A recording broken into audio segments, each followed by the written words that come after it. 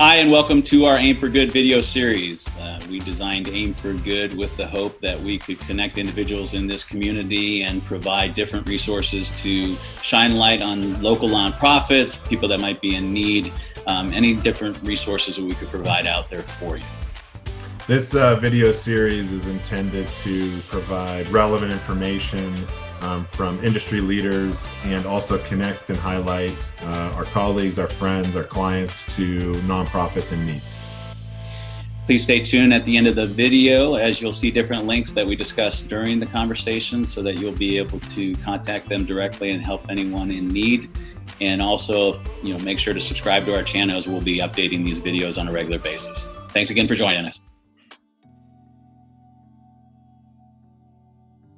So we're excited to have Kim Gerrish here today from Michelle's Place. She's been a friend of ours for a long time, and during this whole Aim for Good video series, we're hoping to help promote local businesses and give you some information during this crisis. But at the same time, we want to highlight some local charities that you can help out during these times, and then also in the future as well. So Michelle's Place has always been a favorite of ours.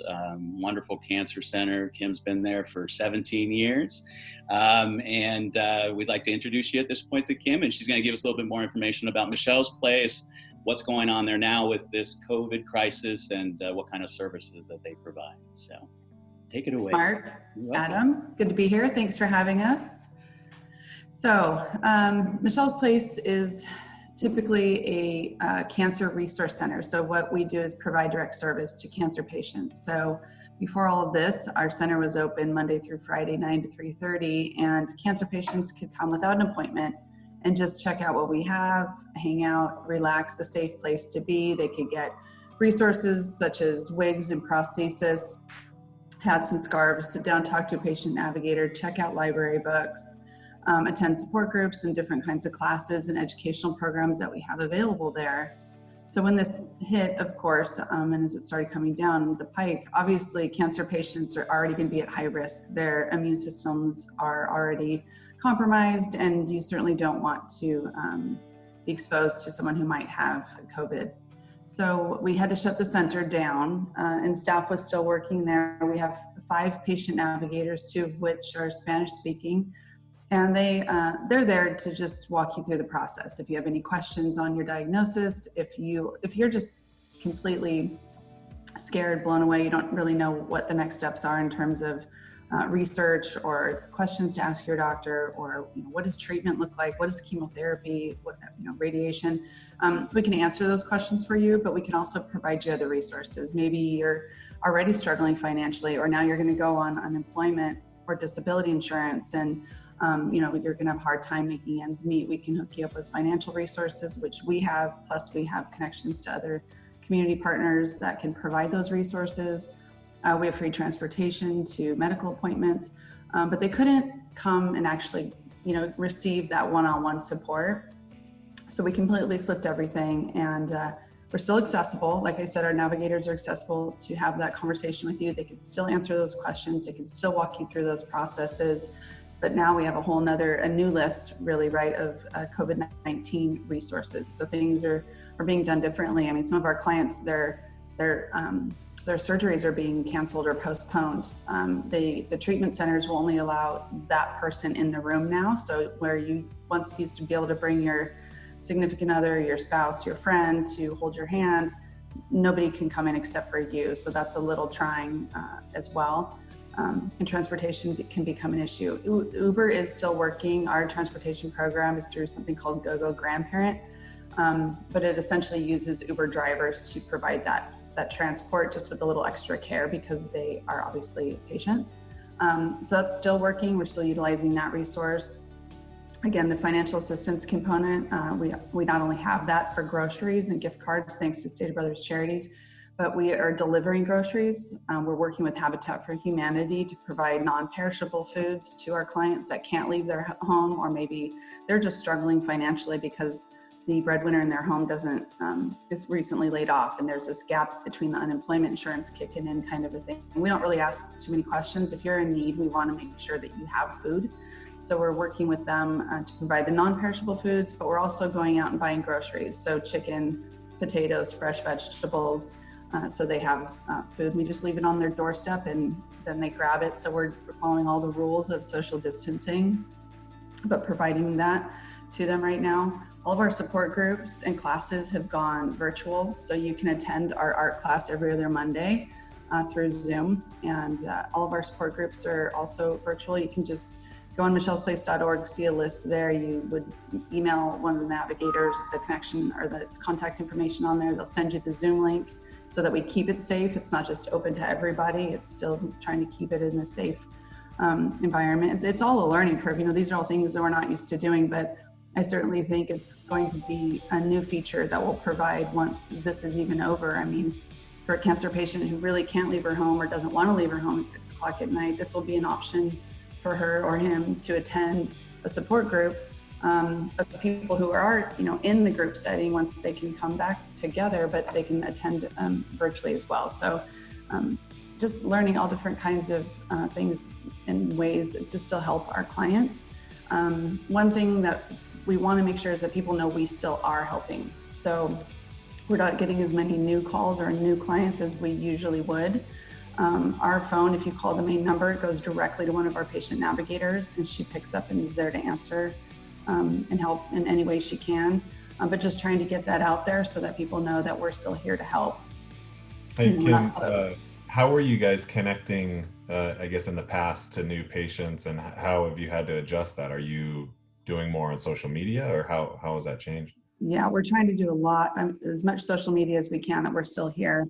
We called all of our big referral sources. So, you know, the treatment centers for sure, some of the local primary care physicians, obviously the breast center, some of the places that give us the most clients, if you will, or refer the most, are making sure they understand what we have available, but they're also overwhelmed with trying to change their own processes. So, and I think that's the case for a lot of the organizations, businesses in town, right? There's so much to read, so much is new about how they're doing business that we might get lost in the mix. But the other thing is too, I don't think that a lot of people are getting diagnosed. People aren't going and getting their screenings either, right? Because it's not essential. So I think that diagnosis is probably being, not being done as prevalently maybe as before. So it's hard to tell for sure. You know, we're reaching out to those physicians and it's true, a lot of people aren't going and getting these tests done. So I think that we'll have a huge surge once this is over, unfortunately. But for those that are out there, we just don't want them to be alone. So trying to get the word out there, like you said, social media, all of our emails, reaching out to the physicians and the offices. And every time we have something new, like in April is when all of our support groups went virtual, just sent them all a reminder, hey, our groups are still available. You know, send this out to your clients or post it in your office or something so that they know. Yeah, that was the key to this, is we wanted to make sure people knew that, you know, you were still there, which we obviously knew. You guys have always been there for the community and beyond, which is why you guys are so amazing. And so part of what we'll do on this video is include links to your page so that they can find all those resources. We'll include your Facebook link as well, so that everybody can know where to follow you. You know, from a silver lining standpoint, I know you mentioned reaching out to people in a whole new way going forward. I think that's what we've been trying to pull out of this too, the diamonds in the rough. I mean, now knowing, you know, Adam and I have been a little challenged with the Zoom video series. I think we're getting better, but I'm not sure. We'll see if, you know, if we get past 10 likes or what, but you know, it's just been really an interesting way to communicate and connect with people. And I definitely see that being a benefit in your world for folks that are compromised and can't be in that group setting. So that's a positive for sure, to kind of keep looking at the light at the end of the tunnel if we can. It's so true. I mean, there's so many little silver lining stories, right? I mean, it's been amazing. Our team has come together in a way, and it is, I mean, I'm going to brag a little bit on who we are, but I always thought we did really good work. But in a time like this, I love how the team is not only able to pivot, but they want to. What can we do? What more can we do? What do we have money for? What can we, you know, how can we be more available? They're just not afraid to do it. They're just jumping in and making sure that all of our clients have what they need. I love it. Well, I think the beautiful thing too is the partnership between other nonprofits. Mm-hmm. You know, I mean, mentioning Habitat for Humanity, tag teaming with you. Yeah. You know, I think that's when we all come together. This is a time of unity, not of division. So, I mean, in every possible category. So that's awesome to hear. Adam, did you have a question? Yeah. So have you guys had to adjust your giving and your fundraising strategy for the year? Have you gotten to that yet? Oh yeah, of course. I mean, for me, that was the number one, concern immediate, because we have our big gala in May, so that's postponed, or we don't know, right? It's the unknown. You start with, okay, we'll just move everything. Well, then everybody started moving everything to fourth quarter, and it's like, it's going to be insane. And we don't even know if that's going to work, right? So at this point, all of our fundraisers for the year are just on hold or canceled. We moved our 5K Walk of Hope, which is usually in September. We made it a virtual Walk of Hope now. So we did that immediately because, you start seeing a lot of posts and a lot of people out with their families talking and walking. Like, I don't know about you guys, but for the first time, I've seen some of these kids in my cul-de-sac that I've never seen before because they're outside playing, which is awesome. So we thought, let's just make it a virtual 5K and bring everybody together. We can't be together, but take cool videos of walking your dog, or silly, videos walking, in your kitchen around your island 15 times, whatever it is, but just try to make it fun and keep everybody together. And, so it's $25 to register for the 5K. You get we made a shirt that's like gold and black and totally different than any walk shirt. Just trying to give people an opportunity to do something, because that's the other thing, is people want to do something, they just don't know what to do. And so this way they can help us, they can be a part of something, we can still have a little fun with it. Hopefully it'll give you a funding revenue. Our sponsors that were already committed to it, we're all in. They're like, absolutely, that's great. We want to be a part of it. So again, more silver lining of that is a lot of our donors, a lot of our supporters are still right there. Just, what can we do? We know you guys are doing the best you can. It's not the same, but it's still something. And so that's been great. So the fundraising component is different. There's, we're doing different asks. We applied for, through the CARE Act, we applied for the PPP loan and some things like that, just to, keep us safe, because we just don't know how long this is going to go. And unlike a lot of businesses where, once you open, you guys will feel this too, I'm sure, they get to start serving clients again immediately once their doors open. We're going to feel this for a bit. People aren't going to just jump into going into events again, or, writing checks, making donations. So we got to keep filling the pipeline and just keep connecting. We took this opportunity, myself and my fundraising coordinator, just to start calling some donors and say, hey, thanks for being here this whole time. Just want you guys to know what we're doing. We're still doing it, and just want to thank you for your support. So, doing some development with our donors, it's giving us that time to make those calls too. For the virtual walk, is it open registration at this point for a period? Is there an end date to registration, or is it just open at this point? Yeah, the walk, if you will, is the week of May 13th. And so it's open till about then. And then during that week, we want everyone to take the pictures and post them with our, Michelle's Place Walk of Hope hashtag with the shirts on. We'll do a drive-by shirt drop-off. So if you register, the first 200 people, I think, get a shirt, because we didn't want to order 1,000 shirts because you don't know. Right. And some people might not want a shirt, or they might not want to come to the center or leave their home. So we're going to have commemorative shirts for the first 200 people. We'll have at Michelle's Place, you can come by and safely pick up a shirt. And then during that week, you'll take pictures and you'll do the walk on your own. And hopefully we'll have hundreds of people posting on our page of them doing their walk. Well, after this video goes viral with 3 million people, it should. No problem. From a tangible aspect, is there anything that folks could come and drop off at Michelle's Place that you might have a need for, whether it's surgical masks for those people that are compromised, from an immunity standpoint, or is there anything else from a physical standpoint, not monetary, that you might need right now?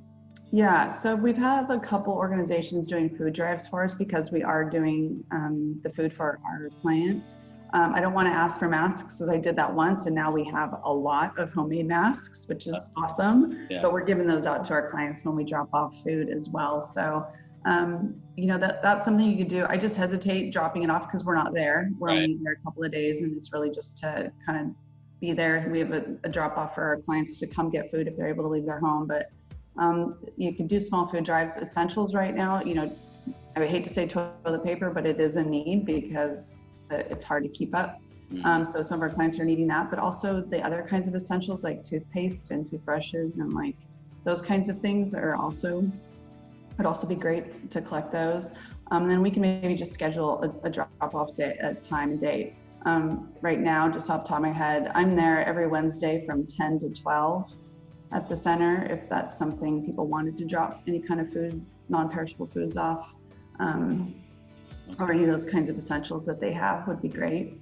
But for now, that's kind of the extent of what we're able to give our clients at this time. Okay. Well, we'll put that on our website too. Okay. You know, I just think you're doing a great job as always. Thanks. You know, in that vein, with our Aim for Good, you know, this is a new path that we're trying to burn here to help local charities with, you know, any way we can. Yeah. That being said, we want to, you know, post a challenge out there to all of you watching this to, you know, help Michelle's Place out, contribute to them in any way you can.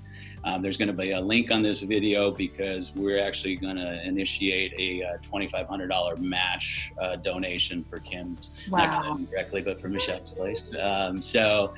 We'll put a link to that donation, and every dollar that comes in, we'll match up to $2,500 to help support this wonderful cause. So, wow, that's awesome, you guys. Thank you so much.